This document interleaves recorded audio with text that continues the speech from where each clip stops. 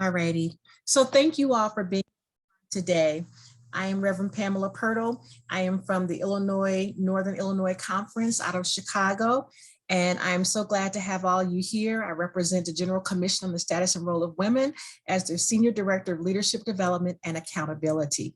And so I am so glad to have you all here, and I appreciate you making the time for these monthly sessions where we have conversations about all the things that we believe are important for us as leadership in the United Methodist Church.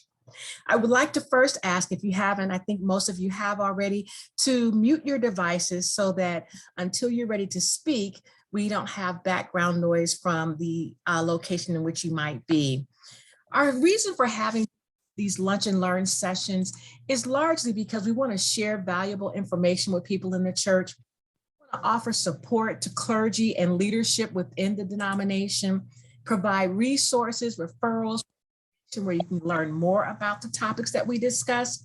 We want to promote a sense of connection and teamwork and collaboration across the United Methodist Church. We're not on an island. Everyone should be trying to work together. And when we're stronger together, it makes our output better. And then we want to create some positive community among us. And of course, we always want to boost morale and foster better relationships. So we hope that even in the chat box, some of you are connecting with other people who you've not even met before, but are using this as an opportunity to connect with people across the United Methodist Church. Our General Secretary, as many of you already know, is Dawn Wiggins-Hare. She leads our commission and does so with ease and quite fabulously, I might add. She's a former attorney and judge, and so her skill and ability to analyze and understand critical data is so powerful, and I think it makes our agency stronger. So I want to just start off with a brief prayer, and then I'll talk a bit about where we are in our process. Won't you pray with me?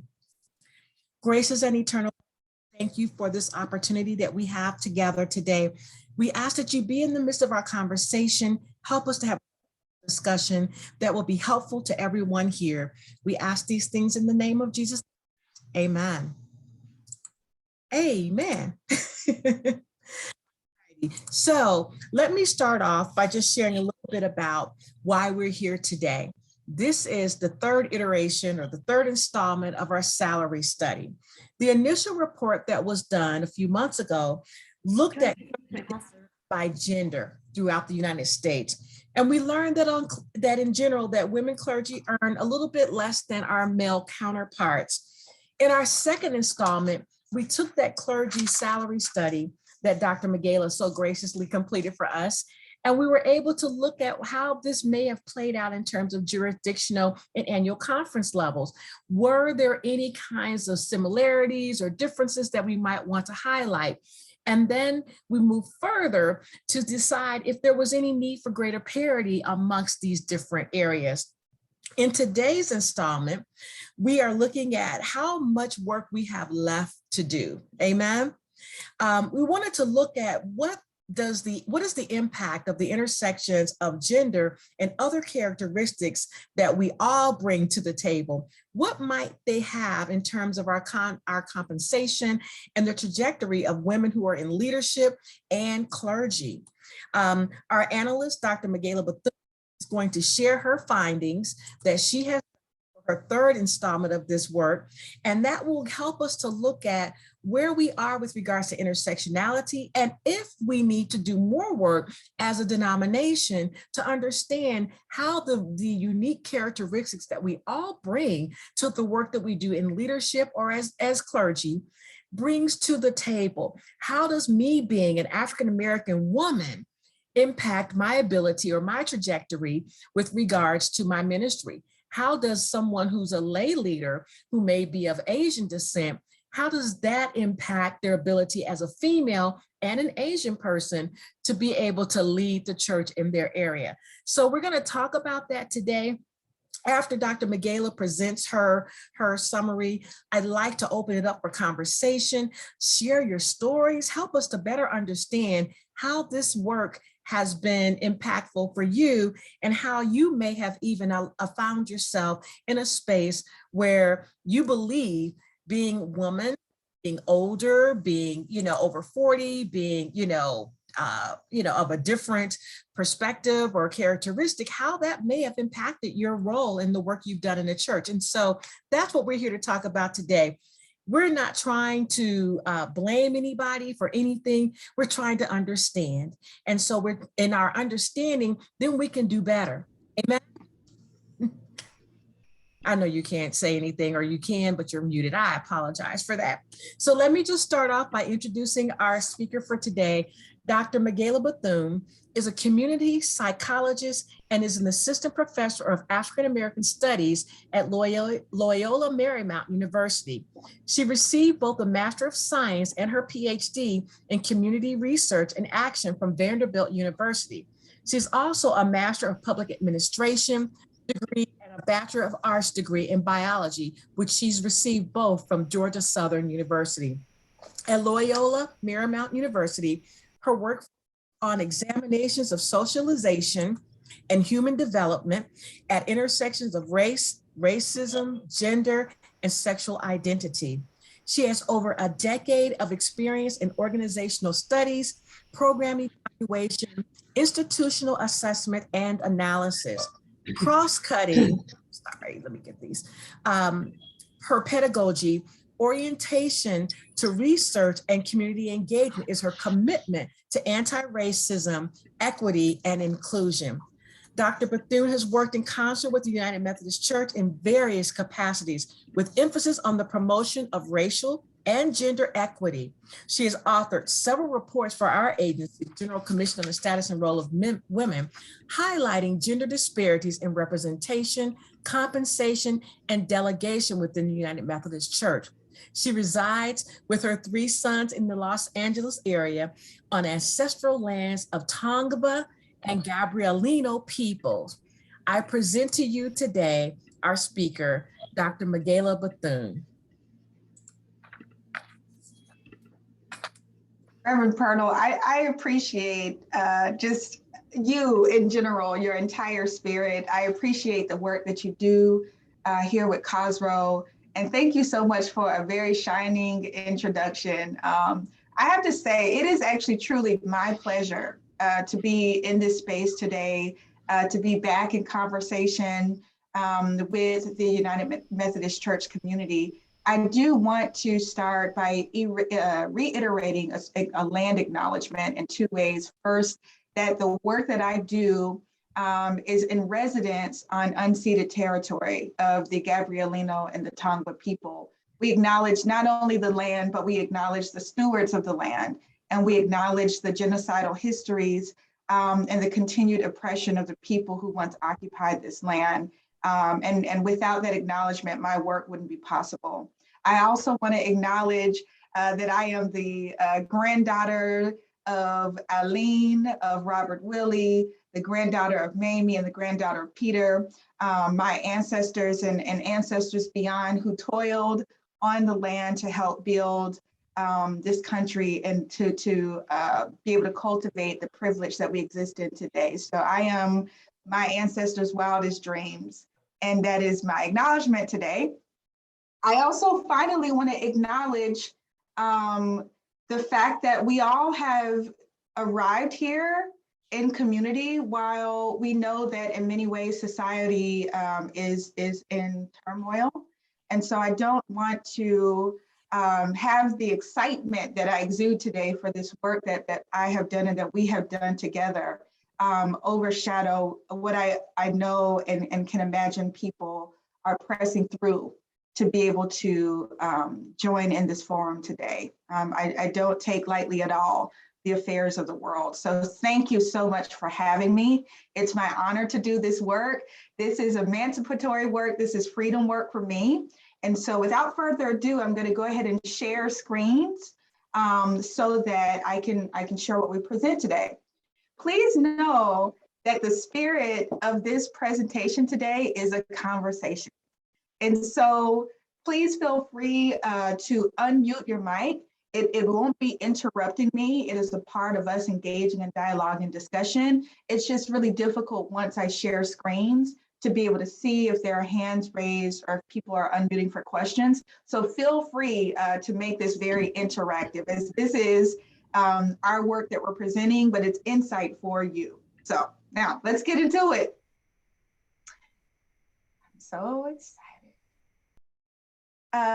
Can you all see my screen? I'm going to go ahead into presenter view here. Yes, we can see. Okay, good to go. Hey. Wonderful, wonderful. So today, I'm really going to just kind of give an overview of what we've learned in our study with 2020 data on gender disparity in clergy compensation. This is a revisitation of a study that we didn't initiate, but we revisited analysis in this way in 2017 using 2015 data. And now this 3-part series of reports provides an update to the analyses that we performed in the past. And so it's really just continuing the conversation and the monitoring of progress made in reducing disparities in clergy compensation. So I'm going to give today a brief recap of the report series and some of the major findings and takeaways. And then I'm going to follow that up with a preview of our intersectional report and some of the major findings that we had in regard to it, our 3rd part of the report series. Finally, oh yes. I just want to make an acknowledgement. We want to thank, so gracious to have Bishop Hope Morgan Ward with us on today. And I just wanted to acknowledge her presence. She is certainly someone who's been an advocate for women, and we appreciate her taking the time out of her schedule to be with us. Thank you. Bishop Ward, we're glad to have you today. After I share with you the insights from the intersectional report, finally, I'm going to leave and just sort of really lead conversation around some strategies for how to activate the insights from this series. And that'll be facilitated through really an open discussion or Q&A if there are questions for me. Before I continue, I really want to acknowledge the support and help that we have received from the General Counsel on Finance and Administration. The data that are featured in the analyses that I'm going to present today were graciously offered to us and provided to us by the General Counsel on Finance and Administration. And the team there has been extremely instrumental in really helping us to characterize the data and understand some of the challenges presented. And so I want to make sure to acknowledge the great work being done there as well. And thank you to Westpath as well, who has been very involved in our work. And we're so grateful to have them with us as well today. Yes, I think I may have conflated the two, but thanks to both. Yes, and Boris. Anne is on. Yes. Yes, Anne is here with us, and we're grateful to have her. We will be looking for her to comment later. Hey, absolutely. And just quickly, as Magaela does her fine work here, it's important for everyone to know compensation data that we provided is only based on those persons who are in one of Westpath administered plans. So absolutely. You could have clergy who either maybe don't have enough hours for our plan, clergy from another denomination who aren't registered for our plans, etc. So it's not an endless universe. But yes, I will also thank GCFA, because if Magaela is going to show that intersection of gender, compensation, race, and ethnicity, this is a fine example of 3 agencies working together. Yes, absolutely. Absolutely. All right, let's get into it. I'm going to try to be quick because I really want to leave a lot of space for us to be able to talk about the entire series today. First, I just want to recap some of the trends that we have had, some of the trends that we have reported with with COSRO over the past years and updates that our current study has provided. We know that women make up over half of the United Methodist Church in terms of membership. And so the work of COSRO has been extremely important to try to provide direction for having the denomination move to a space of more equitable representation of women.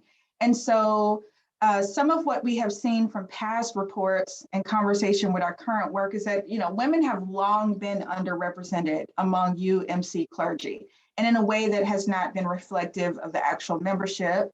We know that this is the result of a sort of history of discrimination along lines of gender in terms of women being taken up meaningfully in positions of leadership, and that we are really seeing progress that has happened with the departure point being, sort of systematic sexism in the United Methodist Church, and then, Christian denominations broadly. And so we've seen numbers move from 11% representation to 19% in the early 2000s. And now we've arrived at the point where we've seen, sort of modest and gradual improvement from 2015, where women comprise 28% of clergy. And in a 5-year period, we've seen that increase to 32%. So while we acknowledge that there is progress being made, it is in fact slow and gradual progress, and it informs us about the room that we have to improve. So there's still yet plenty of work to do. When we look at compensation trends, we see that across jurisdictions and conference areas, and just overall, women and clergy women still lag clergy men in compensation. And so there's a huge range of difference in how much clergy women lag men that varies across conferences and across jurisdictions. But overall, we still see a very statistically significant and also practically meaningful difference in the amount of money that women get in comparison to men. I believe, let's see, on my next slide here, I probably have these metrics. Yes. So in 2017, when we were using 2015 data, we saw that clergy women make 84 cents to every clergyman's dollar in salary. And in 2021, as we looked at 2020 data, we saw that clergy women make 89 cents to every dollar. And so again, we see here modest and gradual improvement, but let's not understate the difference that 10 and 11% makes over the course of a lifetime of being compensated in service to the United Methodist Church. We don't want to get too excited, because at the end of the day, we're talking about unexplainable difference, even when we factor in some meaningful and potentially influential factors like how many years of service clergy may have worked, what jurisdiction clergy are part of, and also, I'm blanking actually on the last factor that is meaningful, but it'll come up later in the presentation. So those things were factored into our analysis model. And it makes sense because those are plausible explanatory factors for why compensation may be different. People who serve more or longer in the church probably are more compensated. People who occupy different ordination statuses or membership types might be compensated different. But we still want to illuminate sort of the multiple junctures of disparity. So perhaps women may exist in different spaces on a pipeline of ordination, or a pipeline of being appointed to certain statuses over churches, which may also be influential in determining salary and impact these disparities that we see. So we will definitely hold on to those notions as we roll out the sort of preview data today. So we also saw that clergy women lag men and multiple types of compensation. So we looked not only at salary, we also looked at housing allowance and parsonage, and saw many of the same, or all of the same trends. So at any juncture and at and multiple types of compensation, we see these. So today is really a sort of cautionary tale about some challenges that can be encountered in data when looking at things intersectionally, because as our team at WestPath sort of helped us understand, we really are thinking about intersectionality now in a way that has not been traditionally explored, at least universally or systematically in the United Methodist Church. And so what we were attempting to do is to really piece together an analysis that could highlight some of what we believe and what is very plausible to be disparity at intersections of race and gender. Okay, so it was our intention to be able to explore that, looking at compensation. We were expecting, for example, to find that a disparity would be compounded or some other way mitigated when we look at both race and gender at the same time. And Reverend Pirtle really illustrated that with some examples earlier on. And so we really want to think not just about the numbers here, but about, sort of in reality, what this looks like at the end of the day and how this seems to reflect many of our experiences. Some of what we know is that people of color comprise a really small percentage of the overall United Methodist Church membership. And it's estimated to be between 6 and 10%, depending on the source. We know that 58% of United Methodist Church members in the US are women. And as we saw in the previous slide, there's a significant disparity between how this translates into women, at least in terms of their representation among full-time employed clergy in the United Methodist Church. So to begin our analysis, we took the 2020 data and we included data on full-time clergy. This was initially about 14,000 clergy who were included in this data set. And these are clergy who are full-time employed and who reside or work in US jurisdictions. So this is, again, not a representation of the global denomination. This is a US-based or US-focused study. Now, initially, right at the onset, we learned that race and ethnicity data were available for only 65%, so 2/3 of the clergy in the data set. And we were given a cautionary warning by, again, our collaborators. And so I really appreciate, again, the direction that WestPath provided in ensuring that we do sort of systematic analysis to see what it is, to be able to characterize the data that we were working with before we move forward with making any generalizations. And so I really wanted to kind of walk us through this process today of what we discovered and some imperatives that we have at the end of our analyses here.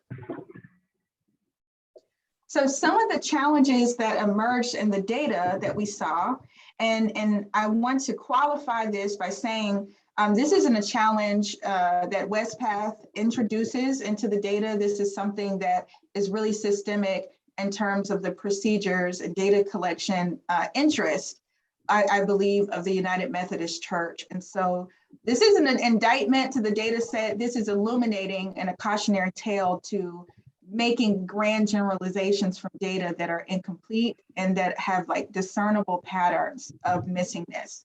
And so one of the challenges that we saw, for example, is that women were significantly represented among clergy who had valid race and ethnicity data, okay? And that's in comparison to those who were missing data. So women were more likely to not be included in a data set where we were doing intersectional analyses than in the data set that we use in our previous reporting. And what are the implications of that? The implications is that the variety of outcomes and the potential breadth of disparity between women and men is probably underestimated. And I say that now because of some other things that we grew to understand about the data. So with fewer women represented, then we really don't have a representative picture necessarily of what women in clergy have in terms of compensation outcomes. Another issue that we found is that there were systematic differences by membership type in clergy who had valid race and ethnicity data. So we saw, for example, student local pastors, provisional elders, provisional deacons, and full-time local pastors were underrepresented among clergy that had valid race and ethnicity data. The membership types that were overrepresented were deacons and elders in full connection, as well as associate members. So many of you are probably already guessing.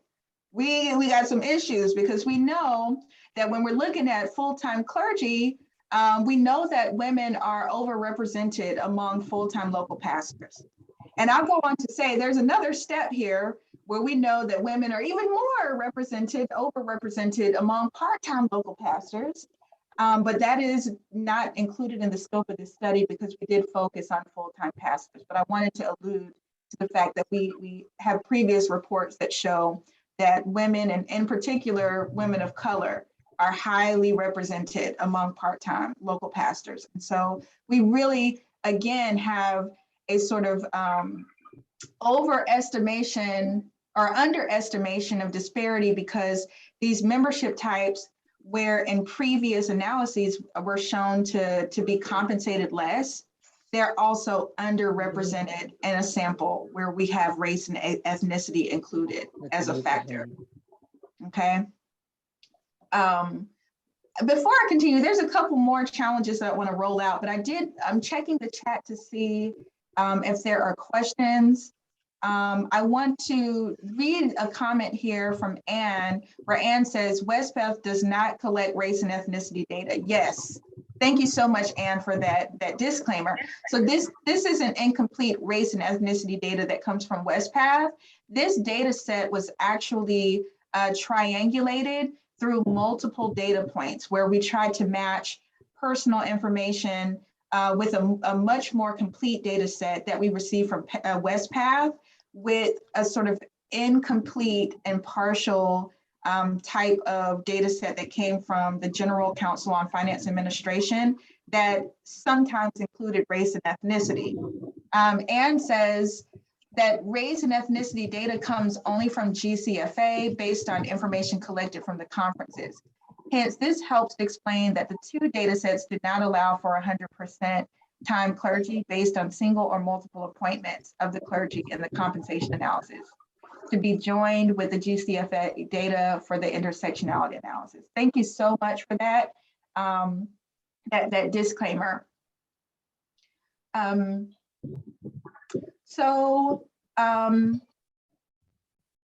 continue here. My screen is frozen. Okay, here we go. Another data challenge that we saw is that by jurisdiction, the South Central and Western jurisdictions were underrepresented and Southeastern jurisdiction was overrepresented. So what does that mean? It means that the sample may not also reflect the variety of outcomes for clergy by jurisdiction, which we saw in our second report here was a significant factor in previous analyses. And so there's a way to think about this statistically, like, you know, some jurisdictional clergy and some particular geographies may not be represented with parity throughout the analysis, but we can also, you know, think about the disparity in compensation that we saw by jurisdiction in the first report as well. And so if, for example, Southeastern being a jurisdiction that we found was compensated less, or where, excuse me, not compensated less, we found in the Southeastern jurisdiction there to be greater disparity between clergymen and clergywomen in comparison to other jurisdictions. When we have now the Southeastern Jurisdictional Conference underrepresented in a data where we can also look at race, we can expect that the disparity that we see between at race gender intersections is underestimated because we don't have Southeastern jurisdiction represented equitably, or not equitably, but equally.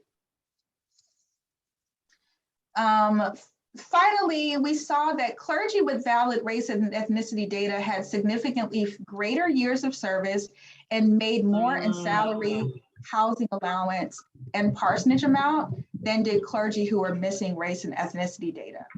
So this is jumping ahead to looking at really the sort of bottom line, not just the factors that seem to determine compensation, but also looking at the outcome. So what we learned from looking at the differences here is that Women who are included in the sample may be among the better compensated, since the overall sample that had valid race and ethnicity data had a significantly higher average salary, housing allowance, and parsonage. And so with women who are included potentially being those among the better compensated, it underestimates the gender disparity among all clergy. So with good faith, we were really unable to move forward in any meaningful way to interpret analysis of the data. It's simply not complete and comprehensive and robust enough for us to understand and to have this a part of the monitoring of progress along dimensions of race and gender intersections. And so, I was speaking with Reverend Pirtle, and we've had conversations again with the Westpath team about, sort of using extreme caution and producing insights. Overall, I get the impression that disparity would be underestimated, even if we just looked at disparity in gender with this smaller sample, but if we were also to look at intersections of race and gender, the differences between Black women, Black men, Asian women, Asian men, white women, white men, and the reason, and Hispanic women, Hispanic men, if we were looking at those intersections, we really wouldn't see something that would be generalizable that we can have as an insight for the entire denomination. Now, the reason I also mentioned only those 4 race and ethnicity subgroups is because the reduction in data that we had to work with also meant that many other race and ethnicity subgroups were diminished so much or underrepresented so much that they could not be included in a sort of statistical analysis. There was too small of a sample. And so we really need complete and comprehensive data to be able to tell the full story, and that represents the fullness of the diversity of the denomination.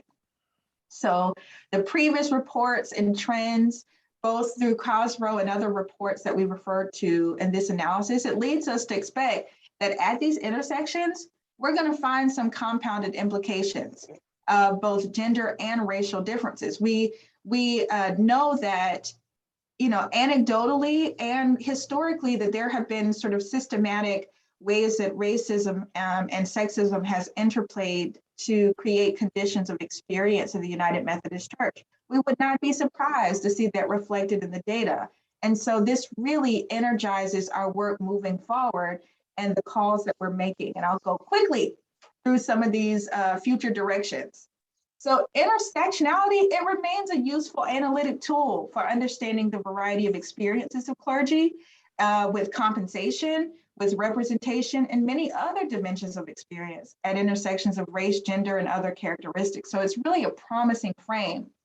Intersectionality also reminds us it's not just about the numbers. It's not about race and gender necessarily in terms of, race and gender inherently producing these outcomes. We want to talk about what race and gender stand in the place of. What are they a proxy for? They're actually a proxy of historic and current conditions as a function of racism and sexism in the church, and the way that racism and sexism has been built into the protocol, procedure, and the functioning of the church systematically and at an institutional level.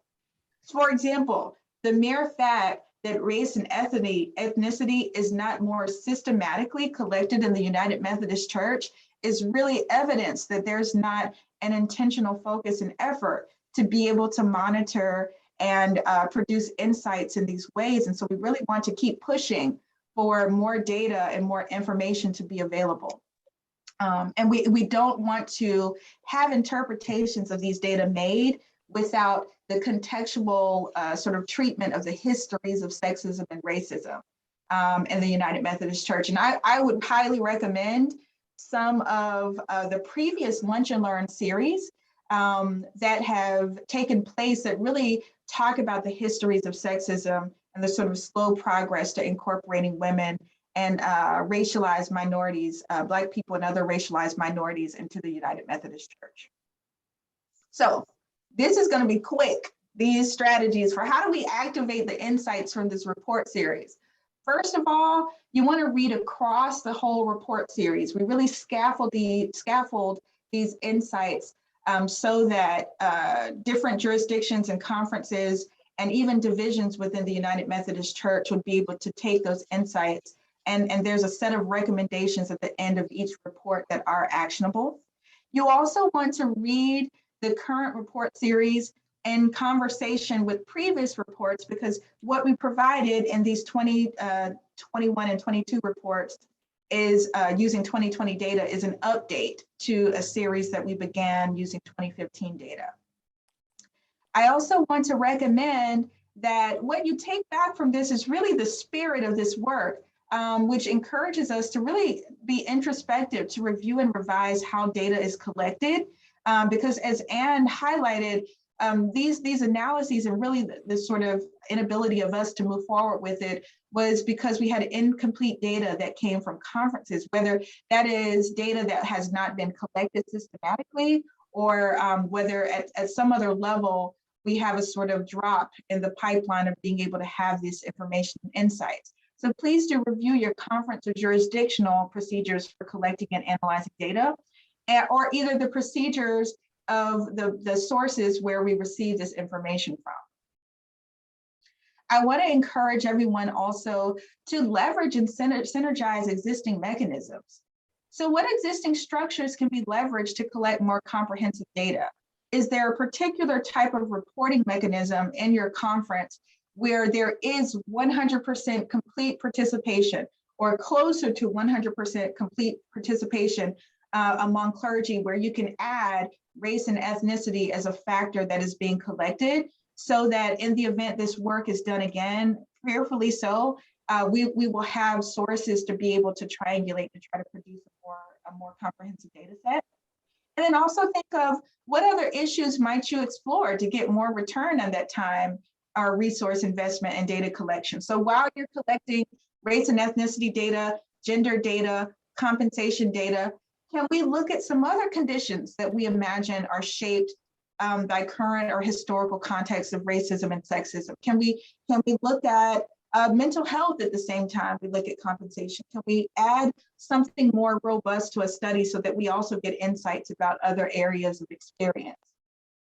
And lastly, I want to leave everyone with a charge to advocate for change. We need more data. We need comprehensive data. We need a concerted and intentional effort of the United Methodist Church to illuminate and eliminate the disparity that we see in data and in our experience. It's high time.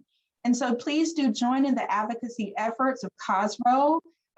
We have our fearless leader in the form of Reverend Pirtle. And so we can join in the work of COSRO to envision something more robust in terms of monitoring. And if you need support in envisioning and thinking about your own procedures and data collection and monitoring efforts, please do use and lean on COSRO as a resource. Reverend Pirtle knows I'm a shout away if there's something that is needed in terms of support. So I do want to advocate for that. Now, I'm going to stop talking. I'm going to punctuate because I'm ready to have this conversation. If you all have any questions or feedback, I am all ears. First, I want to just jump in real quick, Dr. Bethune, and thank you for the work you've done with our agency over the many, many years. So this is not something that she has done the first time. She's been working with us for a number of years to pull this data together.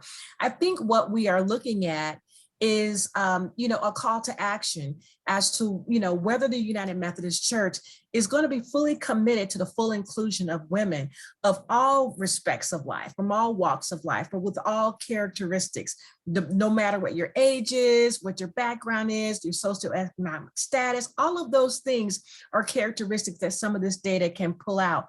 And we can't really fully measure it until we collect it. If we don't have the data, then we don't really know. And so I'm urging folks at your annual conference level to really push your conference to make sure that the data set that they provide or that they ask for, because as clergy, we fill these reports out every year. And sometimes we skip over some of the questions that we don't think are as vital. or important for us to complete. But I think that we need to emphasize at the conference level how valuable this can be to help us understand better where we are. I'm going to stop there because I see Martha Banks has a question. Please go ahead. I just wanted to ask if you've collected any data that looks at what happens in individual churches. And as an example, a church of which I have been a member actually gave no cost of living increases to clergy women, so that very experienced ordained clergy women wound up after more than 20 years of service at minimum pay. And they didn't necessarily enter the churches at minimal pay, but as minimal pay increased, because they did not get cost of living increases, they found themselves at the bottom. Well, one of the things that I think Dr. Bethune can speak to this, and many of you already know, and Ann as well, whenever you have a disparity in the salary compensation package, whether it be on the housing end or the actual, salary pay, even if it seems like it's a small amount, 11, 12, 15 cents per dollar, over time, it impacts your retirement and pension. Over time, it can impact the quality of your life. And so even though these may seem like very minimal differences, they can really, over the long term of your career, have a huge impact. And so what we're trying to do as an agency is raise the awareness so that people at the annual conference level, particularly our COSRO folk, can really get out there and ask these vital questions of your conference cabinet, ask these questions of your district superintendents to be able to better understand if they're even paying attention to this information. But Dr. Bethune, do you want to comment on that? I will say one thing before you do, Dr. Banks. We don't look at individual churches because this is a broad, study. But what we can do, if you have some concerns at your local church, you can reach out to me and we can try to assist as well as we can in coordination with your annual conference and your COSRO there. So send me an email, shoot me a note in the chat box and let me know. I saw another hand up. I don't know where they went. Who was that? Or Dr. Bethune, you want to comment? I actually echo your sentiment. You gave what I would imagine would be, or actually just to answer the question succinctly, that wasn't in the data set. We don't have individual church level data. And so that is, and we also don't track overall trends about like cost of living increases and stuff like that. That's something that we talked about, if it was possible to think about an index that actually helped us to understand cost of living differences, and then we would be able to look at that over time. But at this time, we don't have a mechanism for being able to factor that. So what we do instead is to disaggregate the data, for our jurisdictional report by jurisdiction and by conference level. And I would really encourage taking that conference data and looking at the 2015 data reported in 2017 and the 2020 data reported in 2021 to kind of get an estimation on what is on par at the conference level for the changes in compensation, and to kind of measure your church in relationship to that change. That is what I would recommend. Yes. I also see, Dr. Bethune, a comment by Bishop Ward, and I think what you've done in North Carolina is pretty awesome with regards to the clergy women's compensation package creeping up above 90%. And as she's asking if we've seen this in other conferences, I would say no, but I want you to speak to it because you've done more data analysis than I have, even in terms of the large scale. But that's an amazing thing to hear, but I don't know why it's not happening in other places. So you want to speak to that, or Ann Borish? I can chime in. Oh, yes. Can I clarify the question? Please. We did see it creep up, but then we discovered that this was partially due to the impact of the stalling and falling of salaries for clergy men. And so those who do math I'm not one of those people. We're sharing with our cabinet a year ago that in a way that it was not the good news that we first thought it was, because our medium and larger churches, particularly during the pandemic and even before, as a clergy man moved on, they would want to lower their salary and sometimes had to because of financial pressures. And I wondered if that's considered when we look at the rise in compensation. Have we studied the salaries of clergy men and whether that is tracking or declining in the amount they're receiving? Dr. Bethune? Sorry, I was trying to reach my mute button here. And I was actually pulling up the jurisdictional report to kind of see the trend in North Carolina, and I can't get my finger on it, but I do want to say this about stalling and falling. I'm so glad you brought that up, because that will change the overall sort of reporting of disparity at the bottom line. And it may seem to imply that there's progress being made, but this is why in our reports, we model the data to include not just the bottom line of what the compensation is, the salaries. We also factor in years of service. And I'll tell you why. What we're really asking of the data when we factor in years of service is, are there disparities between clergymen and clergywomen?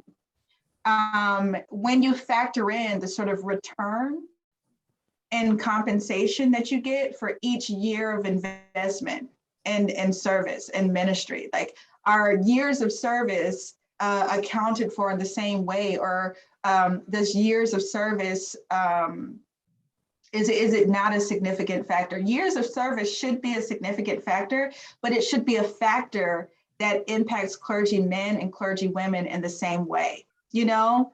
So some of that gets kind of muddled when we just look at the bottom line. What are the compensation differences? And I'll tell you, at the end of the day, this work that we're doing is not to advocate for men to be paid less. We want women to be paid more, on par with men. So we don't want to drag down the salaries of people in order to achieve equity. Equity is not just about fairness and equality in terms of what people are paid.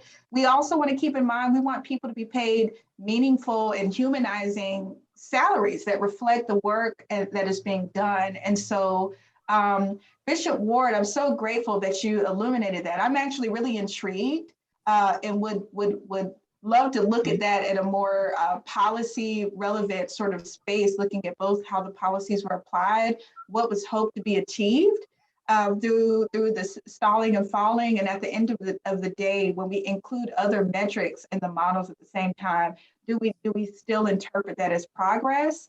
Or are we, you know, is there something else going on here? So I'll punctuate, because I love that question. I'm actually going to save that. I think that's an area for further exploration, without a doubt, Yeah. And honestly, Bishop Ward, for Cosro, we haven't even thought about that, to be honest, because we've been looking at it, you know, apples against oranges, if you will, and not really trying to compare the differences between the two within their own grouping. And so that might be something that can trigger some additional analysis, I believe, that we need to look into. So Dr. Bethune, the next project. I do see a comment by Sandra Hamlin, which is, you know, are we suggesting that annual conference COSROs hire statisticians to collect these types of data in the annual conference, and how every annual conference doesn't have the resources to do that? What I would suggest is that, you know, what I found with annual conferences who have been able to do salary studies and have been able to look at this, many of those conferences have the data available. Either it's published and it's already out there on their websites or whatnot, or they have asked for it. And so if you do that much, from the cabinet and ask for the data, they will provide it to you because it is not necessarily secret information, it's public. In terms of how you might interpret that data, if you don't have anyone on your team who's able to do some analysis, then I would suggest you contact me, and then we can see how we can engage Dr. Bethune or some others who are able to do this, because there are others who are doing it across the country, and they might be helpful as well, and we can refer you to folks who can be helpful. So yeah, I understand if you don't have a team of people who are statisticians, that might be challenging, but we can help you find someone. We can help you find someone. This is great information. I would like to ask, coming to a close here, are there any additional topics that you all are burning to know more about, conversation about, and want to just, ask us to study them next month? We do these every month. And so next month on the 24th of March, our session is going to be on the Equal Rights Amendment. We're going to be looking at, how women in the Methodist Church have been instrumental in trying to fight for women's rights across the world, all over the globe, actually. And I'm going to have a conversation about that and hope that you all will be able to participate. In addition to that, if you could put in the chat, what kinds of topics do you want to talk about? What is something you wish you knew, but you don't know, or you don't know how to start the process, or how to get more information about it? Or what is someone doing at other conferences that might be helpful to my annual conference? Put it in the chat so that I can know, and then we will find folks who are able, like Dr. Bethune, to present the data and the information that can be very powerful and helpful to you. Fuck up, you nasty bitch. Uh-oh. Little feedback there.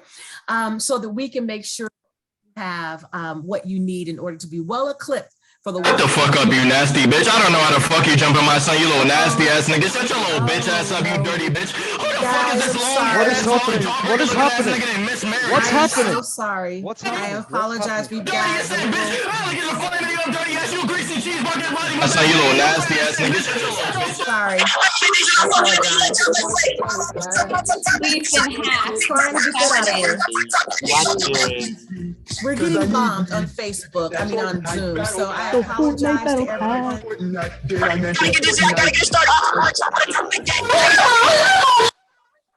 We will end our session. I'm trying to get them out, but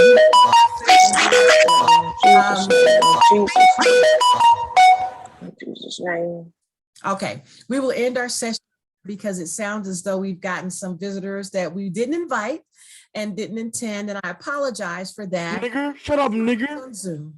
So shut up, no nigger. Fucking cut him. I just want to share with you all that we're glad you're here and ask that you all continue to keep us in your prayers and keep us posted. I'm going to let you go. Dr. Bethune, I'll talk to you in a moment. See you guys. Enjoy the rest of the day. Fuck you, jumping my son. All righty. Bye-bye.